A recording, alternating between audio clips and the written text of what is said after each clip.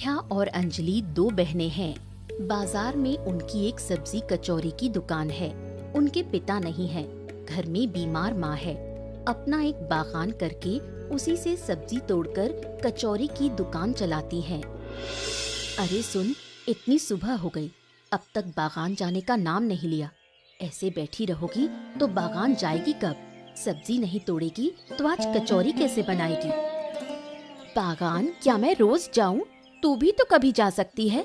रोज मुझे ही भेज देती है ये काम करने। अब मुझे अच्छा नहीं लगता। अच्छा नहीं लगता मतलब? अच्छा न लगे फिर भी ये काम करना ही होगा। ये जो मैं सारा दिन दुकान में बैठकर कचौरी तलती हूँ, क्या मुझे बहुत अच्छा लगता है? तो फिर ये काम छोड़ दो। ये काम हमें अब नहीं करना। अगर ये काम नहीं करेंगे तो खाएंगे क्या? भूखा मरना पड़ेगा।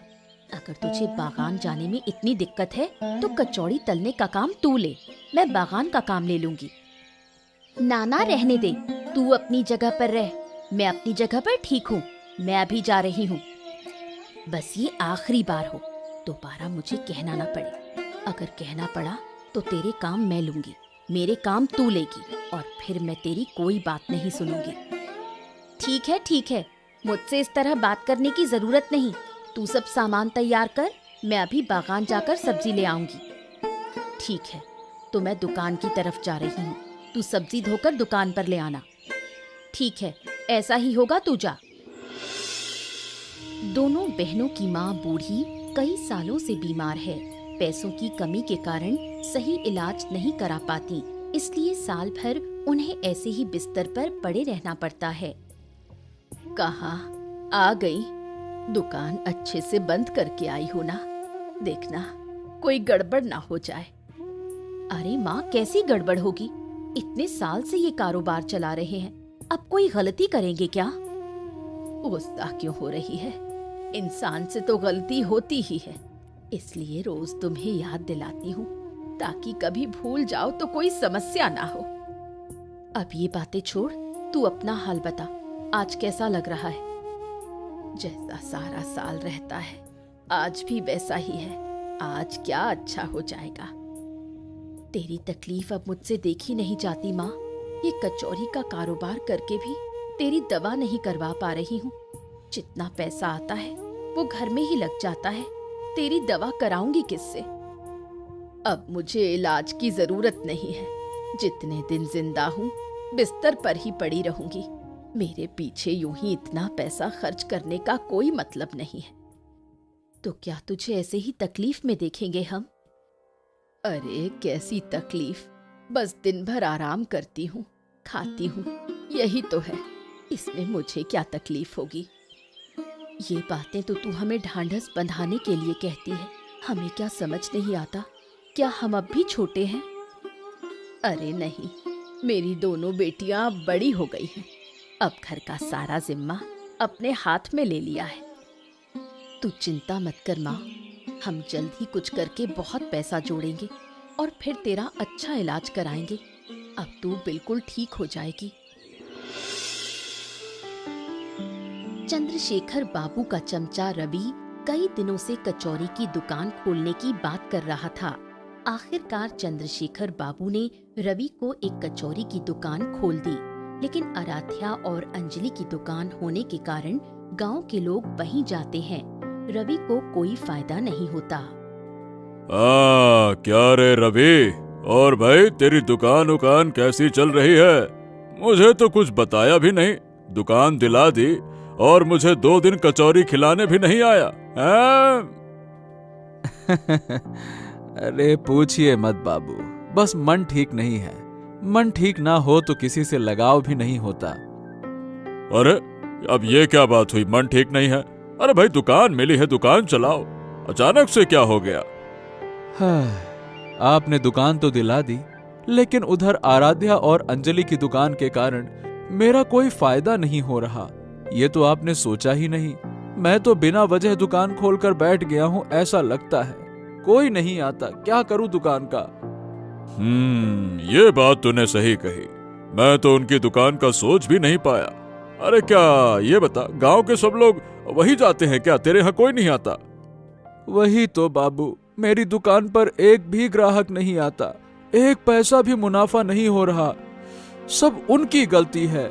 ऐसी दुकान खोल के बैठी है कि कोई धंधा ही नहीं कर पाए। अब कुछ कीजिए, वरना मैं दुकान बंद करके ऐसा लगता है कि मैं अरे बस बस बस बस, रुक रुक, इतना गुस्सा काहे हो रहा है? मैं हूं ना, मैं कुछ ना कुछ इंतजाम करता हूं। तो अब क्या करेंगे? सुना है उनका अपना एक बागान है। अगर वो बागान ही ना रहे तो उनकी दुकान कैसे चलेगी? हाँ, ये आपने सही कहा। आपकी ये बात मेरे काम की है। अब मैं बिल्कुल देरी नहीं करूंगा। हाँ तो चल, कल रात ही हम दोनों मिलकर उनका सर्वनाश कर देंगे। अरे मत पूछ, कल तू थोड़ी देर से दुकान आई थी, इसलिए तू वो मजेदार नजारा नहीं देख पाई। क्या हुआ था बता ना दीदी। वो रवि जो हमेशा हमारी दुकान से जलता है, सोचता है कि हमारी दुकान बंद हो जाए, लेकिन उसकी ये उम्मीद धरी की धरी रह जाती है।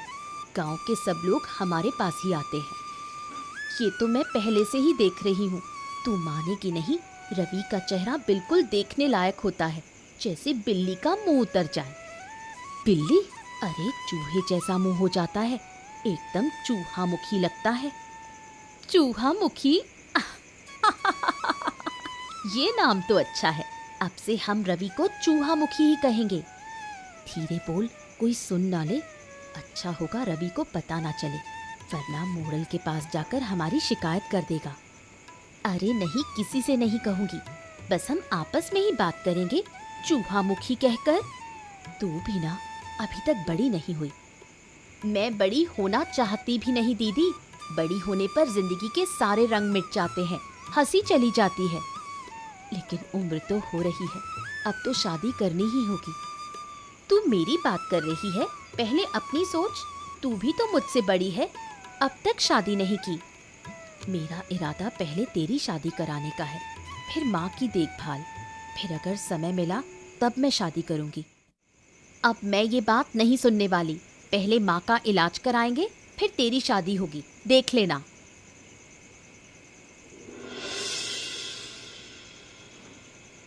सुन, ये बता, यही उनका बागान है ना? देखना कहीं किसी और के बागान ना हो, वरना उल्टा मामला हो जाएगा। एकदम उनका ही बागान होना चाहिए, तभी इसे नष्ट करना, समझा?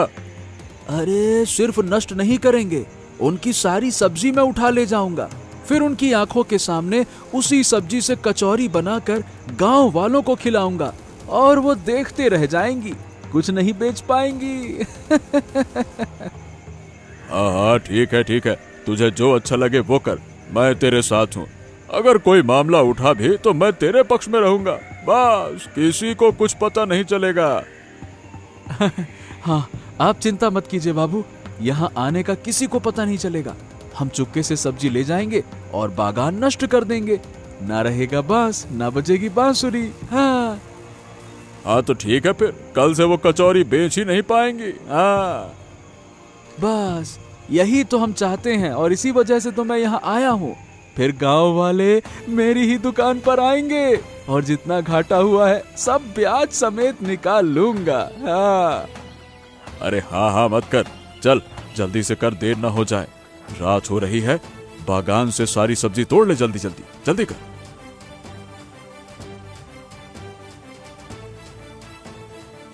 बाबू, हो सब्जी तोड़ना खत्म हो गया, एक भी सब्जी नहीं बची है। अब बाकी पौधों को नष्ट कर देते हैं, ताकि आगे वो यहाँ से कुछ ना ले पाए। हाँ हाँ, जो करना है जल्दी कर, बातें मत कर, जल्दी कर। सुबह सुबह सब्जियों के लिए बगीचे में गई दोनों बहनों ने बगीचे की बदहाल हालत देखकर रोना शुरू कर दिया। वो समझ ही नहीं पा रही थी कि आगे क्या करे और किसने उनका इतना बड़ा नुकसान किया। ये क्या दीदी, ये हमारे बगीचे की ये क्या हालत हो गई? लगता है जैसे बगीचे पर तूफान आ गया हो। हाँ, मैं भी यही देख रही हूँ। पूरा गांव ठीक है, सिर्फ हमारा बगीचा ही बर्बाद हुआ है। बाकी बगीचे तो बिल्कुल सही सलामत है। हमारा बगीचा किसने बर्बाद किया? जरूर किसी ने दुश्मनी निकालते हुए ये सब किया है। ताकि हम अपनी कचौरी की दुकान सही तरह से ना चला पाएं। अब क्या होगा? सारी सब्जियां उखाड़ ले गए, साथ ही सारे पौधे भी तोड़ मरोड़ दिए। अगर ये बगीचा नहीं रहा तो हम कचौरी की दुकान कैसे चलाएंगे और माँ का इलाज कैसे करवाएंगे? तू माँ के इलाज के लिए सोच रही है, इधर घर का खर्चा कैसे चलेगा वही समझ में नहीं आ रहा। अब तो तंगी में दिन गुजरेंगे। पता नहीं, मुझे कुछ समझ नहीं आ रहा। हे ऊपर वाले, तू हमें ये कैसे दिन दिखा रहा है? हमने तो कभी किसी का बुरा नहीं किया, फिर हमारे साथ ऐसा क्यों हुआ? मत रो दीदी, अब रोने से कुछ ठीक नहीं होगा। हमें नए सिरे से जीना होगा, कोई नया रास्ता ढूंढना होगा। लेकिन कैसे नए सिरे से जिएंगे? रोज सब्जी कचौरी बेचकर ही तो हमारा घर चलता था। अगर वो भी नहीं कर पाए तो हमारा गुजारा कैसे होगा? चलो पहले घर चलते हैं, फिर माँ से बात करके देखते हैं कि वो कोई उपाय बता सकती है या नहीं।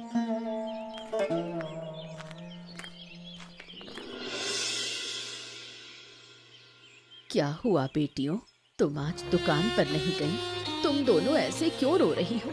कोई अनहोनी हुई है क्या? मत पूछो माँ, हमारा तो सब कुछ लुट गया। अब हम क्या करेंगे, कहाँ जाएंगे? कुछ समझ में नहीं आ रहा। तुम ही कोई रास्ता बताओ माँ। अरे पहले बताओ तो सही, हुआ क्या है, तभी तो मैं कुछ समझ पाऊँ और उपाय बता पाऊँ। माँ, हमारा सब्जी का बगीचा बर्बाद हो गया। कल रात कोई आया और सारी सब्जियां उखाड़ ले गया, साथ ही पूरे बगीचे को तहस नहस कर गया। क्या कह रही है? ये किसने किया? ऊपर वाले, ये हमारे साथ क्या हो गया? बगीचे में कुछ भी नहीं बचा। नहीं माँ, कुछ भी नहीं बचा। हर एक पौधा टूटा पड़ा है। अब हम क्या करेंगे? हमारी सब्जी कचौरी की दुकान तो अब शायद कभी नहीं चलेगी। रहने दे बेटा, मत रो, मैं हूँ ना। हम सब मिलकर कोई दूसरा काम करेंगे और घर चलाएंगे। हमारा तो सपना था कि इस दुकान से पैसे जमा करके तुम्हारा इलाज करवाएंगे, पर एक भी सपना पूरा ना हो सका माँ। अब तुम्हारा इलाज कैसे करवाएंगे? मेरे इलाज की चिंता मत कर, मैं अभी ठीक हूँ। तुम दोनों कुछ और करने की कोशिश करो। अगर मैं कर पाती तो खुद करती, पर घर तो चलाना ही है। हाँ, अब हमें कुछ और सोचना होगा। तुम चिंता मत करो, वरना तुम्हारी तबीयत और बिगड़ जाएगी। हम खुद ही कोई काम ढूंढेंगे और फिर से बगीचा बनाकर कचौरी की दुकान खोलेंगे। दोनों बहनों का नुकसान करके चंद्रशेखर बाबू और रवि बहुत खुश थे, लेकिन सच कभी छुपता नहीं। एक दिन सामने आ ही जाता है और वो दिन आने में ज्यादा देर नहीं लगी। क्या रे रवि, जाकर देखा कि नहीं? मतलब वो दोनों बहनें अपनी कचौरी की दुकान खोल पाई या नहीं? अरे नहीं बाबू, वो तो रोज मुझसे पहले दुकान खोलती है, फिर मैं अपनी खोलता हूँ। आज तो मेरे दुकान खोलने का समय हो गया, फिर भी उनकी दुकान नहीं खुली।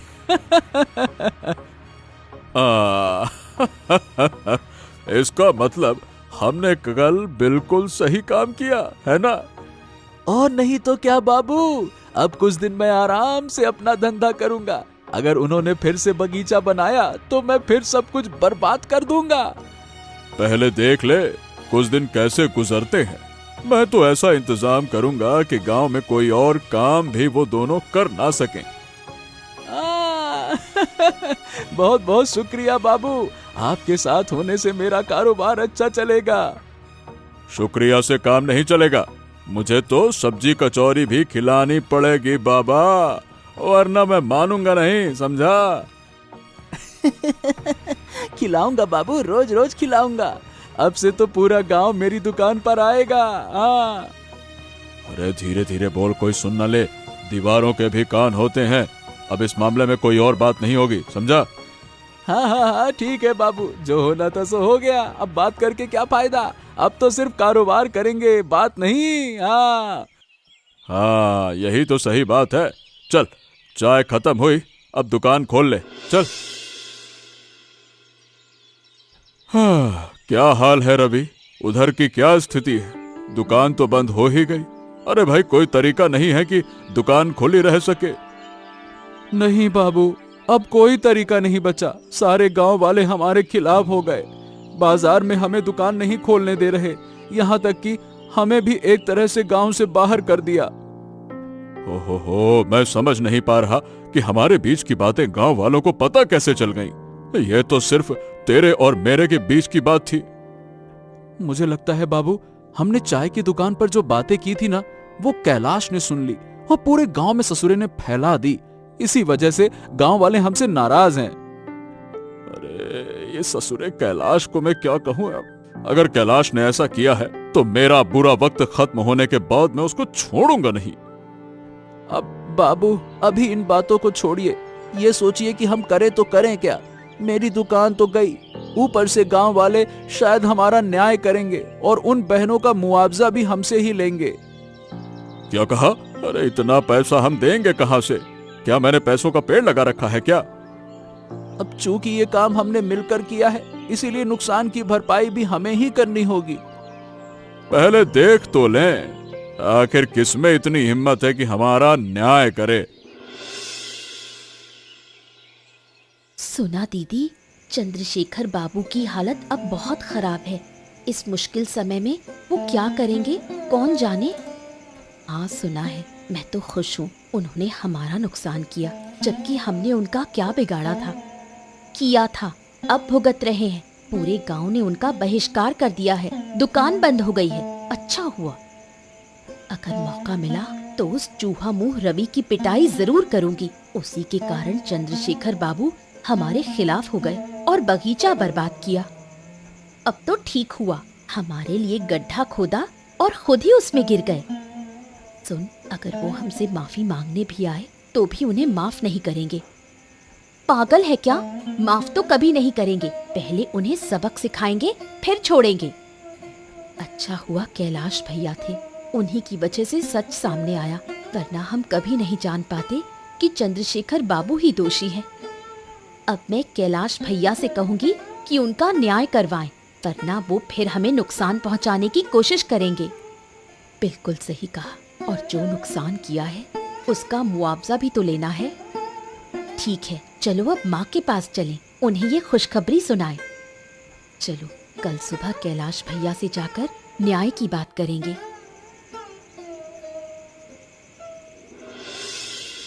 इधर खाने और इलाज की कमी से बूढ़ी दिन ब दिन बीमार होती जा रही थी। दोनों बहनें बूढ़ी की हालत देखकर पागल सी हो जाती हैं। अरे माँ, तुम्हें क्या हो गया? शरीर कैसा लग रहा है? अब ज्यादा बुरा लग रहा है। कुछ खाओगी? खाना दूं या किसी हकीम को बुलाऊं? अरे नहीं, हकीम को बुलाने की जरूरत नहीं। हकीम को बुलाने के लिए पैसे कहाँ से लाओगी? खाना ही नसीब नहीं होता। और हकीम? पैसों की चिंता मत करो, पैसों का इंतजाम हम कर लेंगे। तुम बस बताओ कैसी तबीयत है तो हम हकीम को बुला लें। अभी कहाँ से लाओगी पैसे? हकीम को तो नगद पैसे देने होंगे। तो फिर कल हकीम को बुला लेते हैं। आज रात तुम ठीक से रह सकोगी ना? कल किसी से पैसे लेकर हकीम को ले आएंगे। हाँ, वही कर लो। अभी मेरी चिंता मत करो। थोड़ी तबीयत खराब थी पर ज्यादा नहीं, मैं ठीक हूँ। चिंता ना करें, ये कैसी बात कर रही हो माँ? तुम्हारे बिना हमारी इस दुनिया में और कौन है? तुम्हें बचाने के लिए ही तो हम इतनी मेहनत कर रहे हैं। पगली सारा दिन मेरी ही चिंता करती रहती है, अब इतना मत सोच। सुनो माँ, आज रात तुम आराम करो। सुबह होते ही हम कैलाश दादा के पास जाएंगे। अगर कैलाश दादा चंद्रशेखर बाबू का फैसला करवाएंगे तो हमें मुआवजा मिलेगा। उसी पैसे से तुम्हारा इलाज करवाएंगे। मुआवजे से इलाज मत करवाना, उसी से नया बागान लगाने की कोशिश करना। उसी बाग की सब्जी से फिर सब्जी कचौरी बनेगी। वो बाद में देखेंगे, अभी तुम चुपचाप सो जाओ और बातें मत करो। अरे ये क्या? तुम दोनों इतनी सुबह सुबह मेरी दुकान के सामने यहाँ क्या कर रही हो? चाय पियोगी क्या? नहीं दादा, हम चाय पीने नहीं आए, हम मदद मांगने आए हैं। प्लीज हमें मना मत करना, वरना हमारे पास कोई और रास्ता नहीं रहेगा। अरे नहीं नहीं नहीं, मना क्यों करूँगा? अगर मेरे बस में हुआ तो जरूर मदद करूंगा। बताओ बताओ, क्या मदद चाहिए? तुम तो जानते हो मेरी माँ कितनी बीमार है। इन दिनों खाने की कमी और इलाज न होने से माँ और बीमार हो गई है। लेकिन हमारे पास पैसे नहीं है। पहले तो सब्जी कचौरी बेचकर पैसा कमा लेते थे। ये तो मुझे पता है। तो क्या तुम पैसों के लिए आई हो? अगर पैसे चाहिए तो मैं दे देता हूँ। नहीं दादा, पैसे तो चाहिए, पर हम कर्ज नहीं लेना चाहते। अगर तुम सब मिलकर चंद्रशेखर बाबू का फैसला करवाओ तो हमें मुआवजा मिल सकता है। उसी से हम नया बागान और माँ का इलाज करा सकते हैं। हाँ हाँ बिल्कुल, मैं भी इसी बारे में सोच रहा था, लेकिन तुम्हारी इजाजत के बिना कुछ नहीं कर सकता। आखिर मामला तुम्हारा है। हमारी पूरी इजाजत है। तुम बस फैसला करवाना शुरू कर दो। जितना जल्दी हो सके उतना अच्छा। माँ की हालत अच्छी नहीं है। ठीक है, तो तुम लोग घर जाओ, मैं गांव वालों को खबर देता हूँ और शाम को फैसला रखता हूँ। ठीक है, तुम बताओ चंद्रशेखर बाबू को क्या सजा दी जाए? हमें कुछ नहीं कहना, जो तुम्हें सही लगे वही करो। बस हमें मुआवजा दे देना। हम अनाथ लोग हैं, उनसे लड़ाई करके क्या मिलेगा। लेकिन ऐसी सजा देना कि वो दोबारा किसी का नुकसान न कर सके। ठीक है, ऐसा ही होगा। ठीक है। तो बताइए चंद्रशेखर बाबू, क्या है? बताइए बताइए, आपने ये घृणित काम क्यों किया? आपको इस गांव के लोग सम्मान करते हैं, इसका मतलब ये नहीं कि आप गांव में जो चाहें वो कर सकते हैं। देखो कैलाश, तुम बेवजह हम पर इल्जाम लगा रहे हो। तुम्हारे पास कोई सबूत नहीं है जिससे साबित हो सके कि हमने ये काम किया है। मैं ये काम क्यों करूंगा? क्या मेरे पास पैसों की कमी है क्या? बोलो। आपको पैसों की कमी नहीं है, लेकिन समझबूझ की कमी जरूर है। और सबूत की बात कर रहे हो? सबूत तो यही है कि तुम दोनों ने मेरे सामने बैठकर खुद अपने किए का कबूलनामा किया था। तुम्हारा हौसला भी कम नहीं है। तुमने गांव के मोड़ल का न्याय बैठा दिया। जो पूरे गांव का न्याय करता है उसका न्याय तू करेगा। अरे बड़े आए, मोड़ल है आप, इसका मतलब ये नहीं कि जो मन आएगा वो करेंगे। अरे तो क्या पूरे गांव को बर्बाद कर देंगे क्या? हम गांव वाले चाहें तो आपको गांव से निकाल भी सकते हैं। अरे नहीं नहीं नहीं, ऐसा मत करो। अगर ऐसा करोगे तो मुझे गांव छोड़कर जाना पड़ेगा। मैं कहाँ जाऊंगा? मेरा सब कुछ तो यही है। तो फिर चुपचाप हमारी बात मान लीजिए। आप उनका पूरा का पूरा मुआवजा देंगे। जितने दिन उन्होंने दुकान नहीं खोली उसका मुनाफा भी देंगे, और साथ में बगीचे का खर्चा भी पूरा देंगे आप। अरे इतना पैसा मैं कहाँ से लाऊं? क्या मैंने पैसों का पेड़ लगाया है क्या? दूसरे के पेड़ काटने चले हो तो अपना पेड़ थोड़ा हिलाना ही पड़ेगा बाबू। हर शाम को आपके पास पैसे लेने आएंगे, बिना कोई बहाना किए पैसा दे देना सीधे से। अगर उल्टा सीधा किया ना तो अंजाम जानते हैं फिर क्या होगा। फैसले के मुताबिक गांव वाले सब मिलकर चंद्रशेखर बाबू के घर मुआवजा लेने पहुंचते हैं। उधर रवि तो पहले ही गांव छोड़कर भाग चुका है। बाबू चंद्रशेखर जी, लाइए लाइए, पैसा निकालिए। अरे देर मत कीजिए, लाइए। अब पूरा का पूरा मुआवजा हमारे हाथ में दे दीजिए, हम खुद जिम्मेदारी से उन्हें दे देंगे। लाइए। देखो, मैंने न्याय के समय तुमसे एक बार भी नहीं कहा था कि मैं पैसे दूंगा। मैं पैसे नहीं दूंगा। जो करना है कर लो, जाओ। तो ये बात है, मतलब आपने न्याय नहीं माना, आप पैसे नहीं देंगे। रुकिए, अब मैं दिखाता हूँ मजा। गाँव वालों, टूट पड़ो। अरे अरे अरे अरे मुझे छोड़ दो, अरे मुझे छोड़ दो, अरे मैं कह रहा हूँ मुझे छोड़ दो, मुझे मत मारो, मैं बूढ़ा आदमी हूँ, अरे मुझे छोड़ दो। अरे बूढ़े हो गए हो फिर भी समझ में नहीं आता? इतना घृणित काम किया फिर भी हम सजा नहीं देकर सिर्फ मुआवजा ले रहे थे, और वो भी आपको अच्छा नहीं लग रहा? बात करते हैं, अब जब पिटाई हुई तो तकलीफ हो रही है ना? अरे मुझे माफ कर दो, मैं इतना पैसा नहीं दे सकता भाई, मैं नहीं दे सकता। आपको तो देना ही होगा, चाहे इसके लिए आपकी सारी संपत्ति क्यों न बेचनी पड़े। हम आपको माफ नहीं करेंगे। ठीक है, तो बस मुझे और मत मारो, मैं अभी अभी पैसा लाता हूँ। अब आए ना लाइन पे, याद रहेगा ना आज की पिटाई।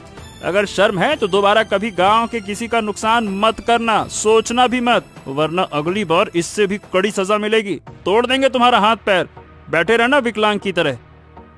अब कभी किसी का नुकसान नहीं करूंगा, किसी के कहने में आकर भी नहीं। मुझे सबक मिल गया है। हाँ, मिल गया, मैं लाता हूँ पैसे। अच्छा है अगर सबक मिल गया है तो, वरना हम गांव वाले बार बार सबक सिखाने के लिए आते रहते। गांव वालों, चाहे मोड़ल हो चाहे गांव का कोई भी हो, गांव में अन्याय नहीं होगा, मतलब नहीं होगा। चलो।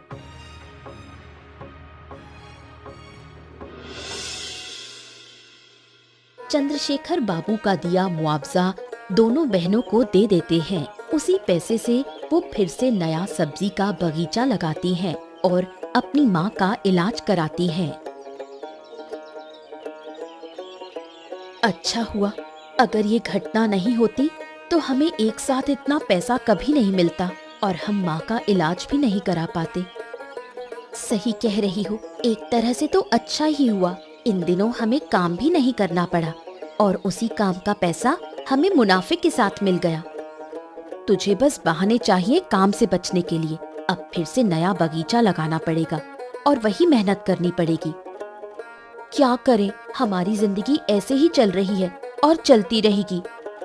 अगर ऐसी जिंदगी पसंद नहीं है तो बता, तेरी शादी कर दूं? नहीं नहीं, बिल्कुल नहीं, मैं बहुत खुश हूँ।